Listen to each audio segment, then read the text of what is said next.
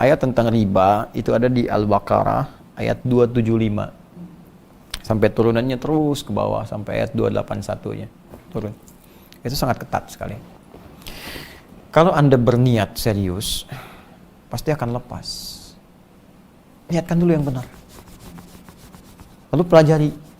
Belajar dulu. Apa yang dipelajari? Belajar fikih rizki dalam Quran. Saya sering katakan begini, kalau orang paham tentang fikih rizki, ketentuan rizki dalam Al-Quran dan hadis, hidup dia pasti akan tenang. Tidak akan diperbudak oleh harta. Contoh begini. Allah berfirman di Quran surah ke-51 ayat 22. Wa fis samai rizqukum wa ma tu'adun. Dan di langit itu rizkimu telah ditetapkan dan aku janjikan pasti akan diberikan kepadamu. Ya. Lalu Allah perintahkan di Al-Baqarah ayat 168. Ya ayyuhan nasu kulu mimma fil ardi halalan thayyibah. Hei orang-orang beriman, silahkan berpetualang di bumi. Kerjakan sesuai kemampuanmu apa saja untuk bisa cari makan. Tapi prinsipnya kerjakan yang halal, ambil yang baik. Jadi dua ayat tadi kalau dipadukan, kata Allah, rizkimu pasti aku berikan, gak akan aku kurangi. Jadi sampai meninggal itu rezeki kita sudah diatur dan gak akan tertukar. Rezeki saya dengan Pak Duni, ya, dengan Pak Irwan, itu masing-masing punya bagiannya, gak akan tertukar. Kalau sudah ditetapkan punya saya, gak akan tertukar pada Anda. Ya, gak akan tertukar, pasti diberikan. Dan porsinya gak mungkin kurang, pas. Pas itu sesuai dengan rezeki itu yang membuat kita bisa dekat dengan Allah, bisa punya bekal ibadah. Jadi sebetulnya gak ada istilah kaya atau miskin. Ya, istilahnya itu rezeki yang sesuai untuk kita sebagai bekal kita untuk pulang. Ini yang paling pas buat kita untuk ibadah. Sebab kalau terlalu banyak bisa sombong dosa, sedikit bisa kufur misalnya. Jadi dicukupkan oleh bagi kita. Kita mesti paham itu. Karena itu dulu sahabat Nabi itu ditampilkan oleh Nabi untuk memilih passionnya. Ya, mau aktif di mana untuk ke surga. Jadi pola hidup itu begini. Pola hidup itu visinya akhiratnya turunkan dulu. Yang jauhnya. Itu sebetulnya visi hidup ya. Sekarang begini. Anak-anak kita kan selalu ditanya, cita-cita mau jadi apa? Ada yang mau jadi apa? Jadi arsitek, jadi pilot, ya, jadi ulama, jadi ahli Quran dan sebagainya. Dari situ kan orang tua lalu menurunkan pendidikan dia. Anak saya pengen jadi dokter. Berarti nanti sekolah SD begini, SMP begini, SMA begini, kan? Kemudian masuk fakultas kedokteran, kampusnya ini. Saya pengen beda dengan yang lain, dia dokter penghafal Quran. Sambil dia kuliah, belajar, kita titipkan ustadz mendampinginya. Jelaskan ayat-ayat kedokteran dalam Al-Quran. Jadi lulusnya nggak tanggung, dokter biasa udah banyak. Udah banyak dokter biasa. Yang kita butuhkan dokter fisik yang mengobati dengan pendekatan rohiyahnya. Jadi ada kaitannya, mata misalnya, ini matanya sehat nih, tapi ibu ini fisiknya bagus, cuman secara spiritualnya nggak bagus. Gimana contohnya mata sehat? Bisa kelihatan semua, tapi dia nggak bisa bedain mana sendal dia, mana sendal orang. Ya kan? Nah, telinga dan sebagainya itu komplit tuh. Nah, ini jadi peta hidup tuh begitu. Anda ingin anak jadi apa, Anda mau jadi apa, turunkan pendidikannya. Sama, hidup kita secara lebih kompleks, lebih luas, turunkan target paling tingginya. Di akhirat pengen kemana? Surga. Semua orang pasti pengen ke surga. Tapi tidak semua yang pengen ke surga menurunkan tentang ayat surga sehingga menjadi aktivitas di bumi. Saya tanya begini, lu pengen surga apa? Firdaus. Betul? Firdaus, insya Allah. Kenapa nggak Anda turunkan keterangan surga Firdaus dalam Al-Quran? Apa amalan orang-orang Firdaus itu dalam Al-Quran? Turunkan menjadi aktivitas kita di bumi. Kurikulumnya apa? Misal, ada pewaris ahli Firdaus yang beraktivitas di bumi.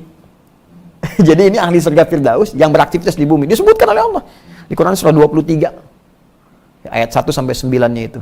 Ya, nanti bagian akhirnya ditutup dengan alladzina yarithuna al-firdausa hum fiha khalidun. Ulaika humul warithun, mereka itu para pewaris surga Firdaus sedang beraktivitas di bumi. Alladzina yarithuna al-firdausa hum fiha khalidun. Mereka itu pewaris surga Firdaus yang akan kekal tinggal di dalamnya. Siapa mereka? Ayat pertama, qad aflahal mu'minun. Sungguh bahagia dan sukses orang-orang yang beriman, yang konsisten dengan imannya. Apa amalannya? Alladzina hum fi salatihim khashi'un. Ada salatnya, ada zakatnya, ada menahan fisik kita dari perbuatan buruk, tidak zina, tidak macam-macam dan sebagainya, menahan kata-kata kotor, anil lagwi mu'ridun, yang tak pantas tinggalkan. Itu keluarkan jadi kurikulum hidup. Contoh, saya pengen jadi ahli firdaus, sholat mesti khusyuk, belajar tentang sholat. Terus dia berzakat, makanya Anda berusaha bekerja supaya bisa zakat, bukan supaya kaya. Kaya itu biasa bagi orang Islam. Ini motivasi kaya itu untuk meraih surga. Itu yang disebutkan di Quran surah ke-28, ya, ayat 77. Wabtaghi fima atakallahu daral akhirah wa la tansa nasibaka minad dunya. Kalau engkau dapat titipan harta, gunakan harta itu untuk meraih surgamu. Itu.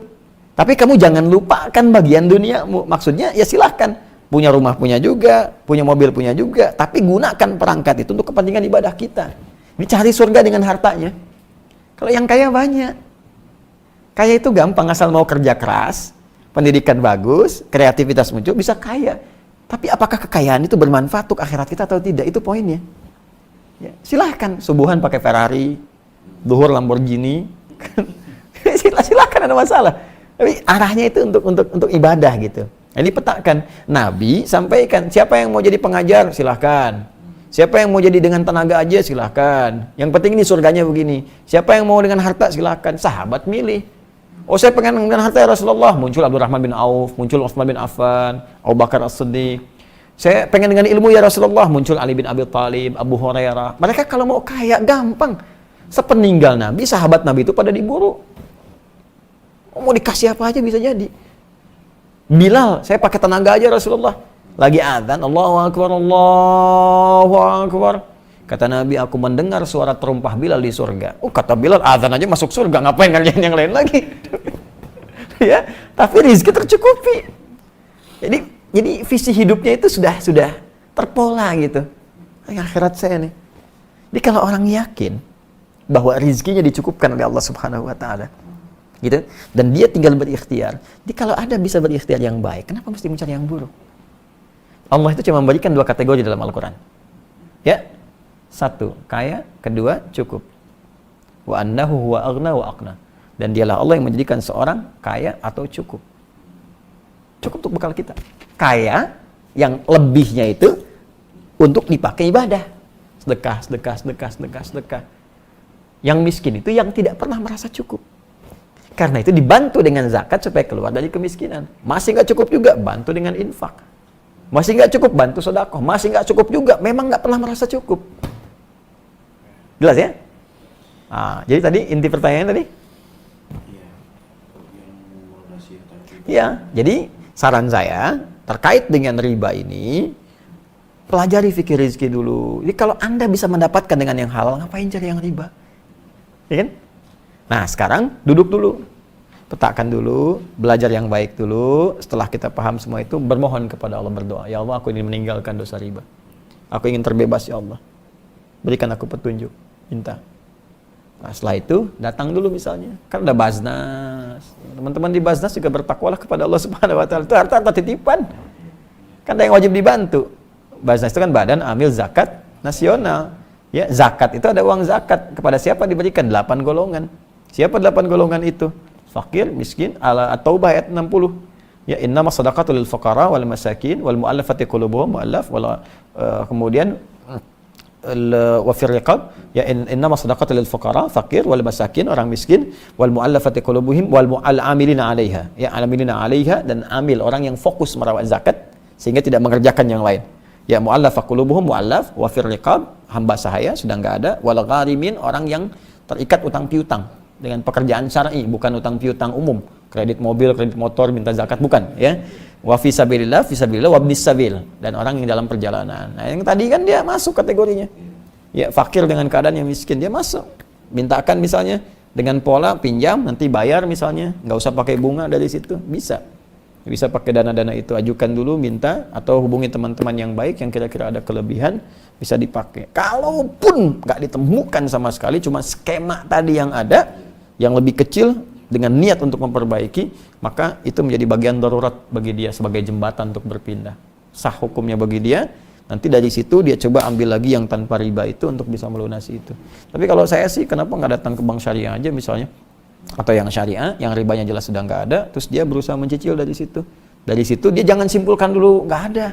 Yang punya kan Allah. Berusaha dulu. Sekira itu ya. Allah Ta'ala ala bisawab.